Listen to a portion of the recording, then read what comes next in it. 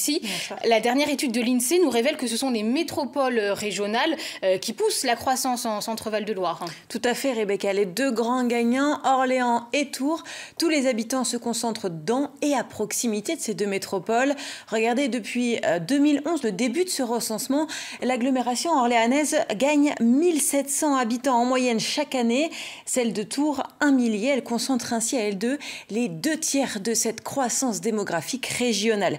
Les communautés de communes situées à moins de 30 minutes de la métropole la plus proche maintiennent une très forte croissance, plus 0,8%. En revanche, elle diminue en s'éloignant. Celles situées à plus de 45 km de la métropole ont une très faible croissance, plus 0,1%.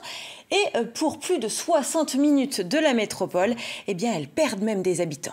Et la situation des territoires les moins denses se dégrade. Oui, sans surprise, les départements du Sud, l'Indre et le Cher diminuent, affichent une baisse de leur population. Ça, on l'a vu depuis de nombreuses années, mais cette dégradation s'observe dans un contexte bien plus large. Le Berry s'apparente de plus en plus à une diagonale aride que l'on voit ici en blanche dans les communes bleues qui couvrent la France du Nord-Est jusqu'à la Creuse. Même phénomène juste au nord-ouest de la région, avec une zone interrégionale qui est à la limite du bassin parisien avec Vendôme, Châteauneuf ou encore Nogent-le-Rotrou. Merci beaucoup, Lucie. La campagne